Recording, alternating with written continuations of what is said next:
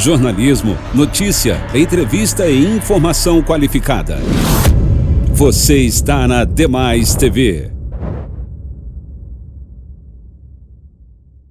A polêmica sobre a realização da festa de Ano Novo no Rio de Janeiro começou no fim de semana, quando o prefeito Eduardo Paes publicou em uma rede social que o evento estava cancelado. Segundo Eduardo Paes, ele seguiu a orientação do Comitê Científico da Secretaria Estadual de Saúde, que disse que seria arriscado realizar o evento por conta da pandemia do coronavírus. O Comitê Científico do município tinha dado um parecer favorável, mas Eduardo Paes disse que seria melhor seguir a regra mais rigorosa.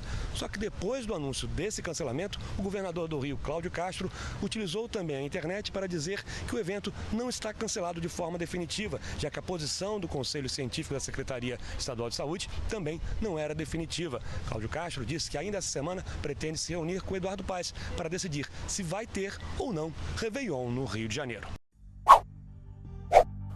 Militares sírios disseram que a aviação militar israelense lançou mísseis contra o porto da cidade de Latáquia na madrugada desta terça-feira, 7 de dezembro. Os mísseis foram lançados a partir do mar Mediterrâneo e caíram em uma zona de contêineres, destruindo parte destes. O ataque, supostamente de Israel, é consideravelmente raro no porto, que é vital para a entrada de produtos importados no país árabe. Não foram relatados feridos ou mortos durante o ataque. Suspeita-se que a ação teria como alvo a entrada de armas por esse porto para grupos na Síria, incluindo o movimento libanês Hezbollah. O ministro das Relações Exteriores da Índia, Harshvardhan Shringla, disse nesta segunda-feira, 6 de dezembro, que seu país já começou a receber os sistemas de defesa aérea de fabricação russa S-400. As entregas do equipamento militar se iniciaram ainda neste dezembro e deverão continuar, segundo o diplomata. O canal local NDTV informou que as primeiras unidades do sistema russo já estão sendo implantadas no território indiano por militares que anteriormente receberam treinamento na Rússia. A aquisição dos S-400 foi feita sob fortes ameaças de retaliação dos Estados Unidos contra a Índia, devido à encomenda de material bélico russo. Ainda em 2015, se tornou pública a decisão da compra, sendo que, posteriormente, Rússia e Índia firmaram um acordo de aquisição de 5 unidades do sistema. O anúncio da chegada dos S-400 foi feito no contexto da visita do presidente russo Vladimir Putin a Nova Delhi para a cúpula com o premier indiano Narendra Modi. No encontro, Putin e Modi acordaram em estudar áreas de cooperação mutuamente aceitáveis e benéficas em países terceiros, em particular na Ásia e na África. Os países também visam uma maior cooperação no espaço, em propriedade intelectual, geminação de cidades, desenvolvimento mútuo das línguas russa e hindi, construção naval e o fornecimento de 2 milhões de toneladas de petróleo à Índia pela empresa estatal russa Gazprom em 2022. Ainda no campo militar, os países assinaram um acordo para dar início à produção em território indiano de 600 mil unidades do fuzil russo AK-203 de calibre 7,62. Anteriormente, Rússia e Índia já haviam se comprometido em fazer avançar diversos projetos bilaterais, incluindo o de um novo caça de quinta geração e a fabricação indiana sob licença do caça russo Su-30. A defesa antiaérea da Arábia Saudita conseguiu detectar e abater mísseis balísticos no céu da capital Riad na madrugada de segunda-feira, 6 de dezembro. Imagens feitas na cidade mostram sob diferentes ângulos o abate do armamento. Os mísseis teriam sido disparados pelo movimento iemenita Houthi, o qual é combatido por militares de uma coalizão liderada pela Arábia Saudita no vizinho Iêmen. Suspeita-se que os mísseis sejam de produção iraniana devido aos laços entre o movimento e o país persa.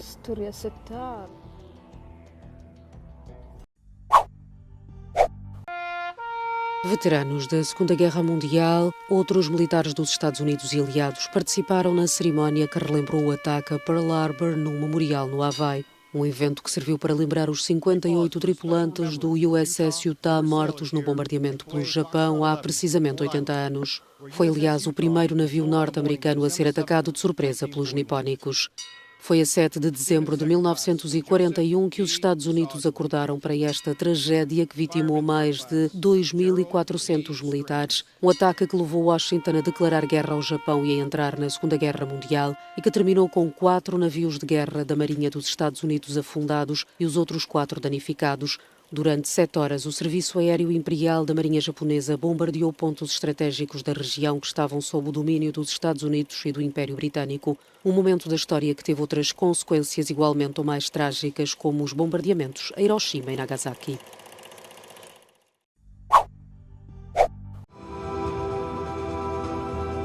A moeda comunitária prepara-se para celebrar 20 anos desde que entrou em circulação e, apesar da pandemia, tanto os ministros das Finanças da zona euro como o Fundo Monetário Internacional estão otimistas face às perspectivas de crescimento nos 19 países que partilham a moeda única.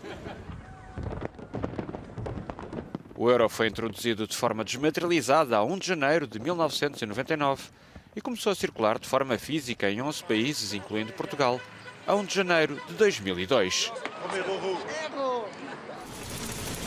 2 décadas mais tarde, o Banco Central Europeu anunciou planos para redesenhar as notas de euro para que os europeus de todas as idades e origens se identifiquem mais com a moeda que usam no dia a dia.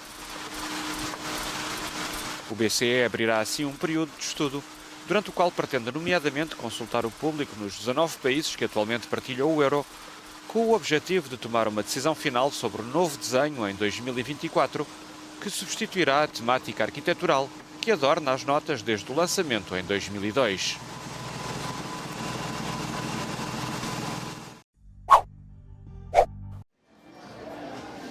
Foram 50 anos de espera, mas agora os torcedores do Atlético Mineiro podem eternizar no corpo este momento de glória. Depois de conquistar o Brasileirão pela primeira vez desde 1971, os torcedores do Galo ganharam tatuagens gratuitas do clube na segunda-feira. Tudo o que precisaram para isso foi doar 1 quilo de alimento não perecível. A fila foi longa na Arena MRV, onde o novo estádio do Clube Mineiro é construído. Sou o último da fila, consultei aqui no Twitter, foram tatuados média de 350 pessoas, então a esperança não pode faltar, né? Eu com um galo no coração e agora no meu braço, para carregar com essa equipe, tá feito. Eu estou muito emocionada, porque eu achei que eu não ia ter coragem de fazer. Muito obrigado.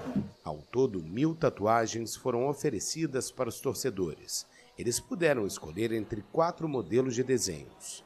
A gente resolveu marcar, esse momento na pele dos torcedores atleticanos com uma tatuagem especial, que marca o campeonato brasileiro, o título de bicampeão brasileiro. O time mineiro, comandado pelo técnico Cuca, conseguiu a segunda conquista no Brasileirão ao derrotar o Bahia por 3-2 em Salvador na última quinta-feira, faltando 2 jogos para o final do torneio.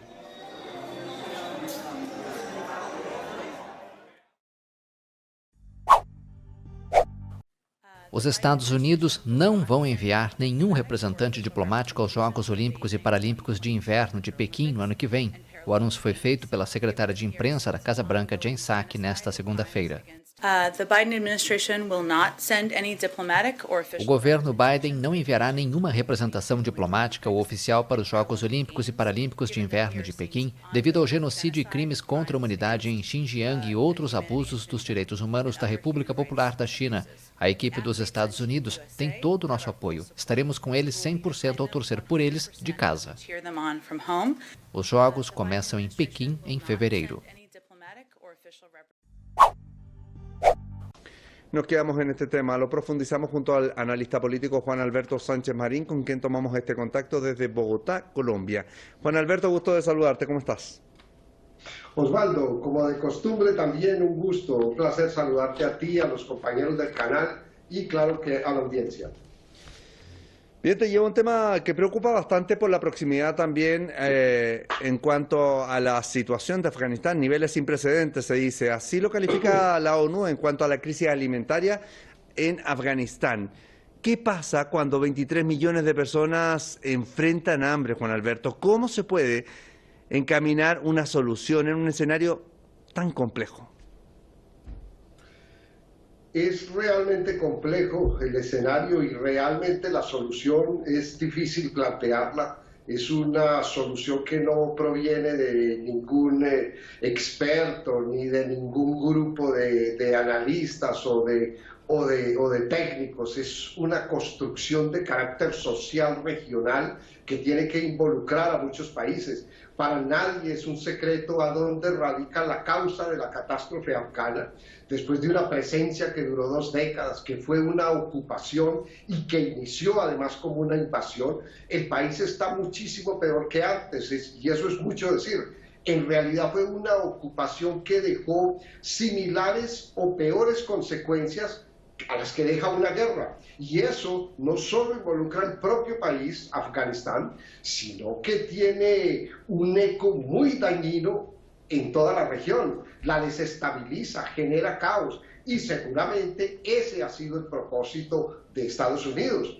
Una parte del mundo en la que no es un país querido, un país bien recibido, que no cree en su democracia falsa, ni en sus atrofiada justicia, una parte del mundo que es profundamente delicada, una fuerza en pugna permanente, muchas fuerzas y muy grandes, y donde Estados Unidos lo que ha pretendido es sacar provecho, extraer recursos, usufructuar actividades ilegales, contrabandos, negocio de drogas, negocios de armas, y Estados Unidos se fue del país de manera oficial, retiró sus bases por el costo que le representaban, pero continúa viva y activa su injerencia. La actividad de sus organismos de inteligencia, la de sus aliados, de manera directa o mediante tercerizaciones y mediante la promoción y el fortalecimiento de los grupos terroristas que en la región abundan.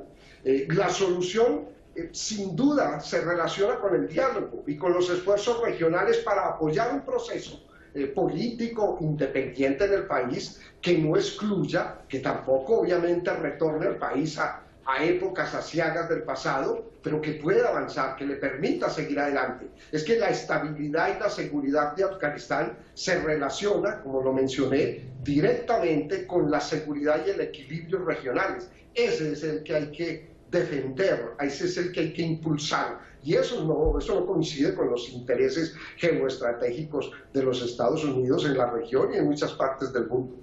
Juan Alberto, tú hablas de este diálogo regional como una necesidad prioritaria también de apoyar el proceso, pero estamos hablando también de lo que se proyecta un invierno con hasta 25 grados bajo cero. Hablamos de, tú también lo puntualizabas, 20 años de guerra que se registran allí, miles de desplazados, mientras que Estados Unidos congela millones de dólares de los activos de Afganistán.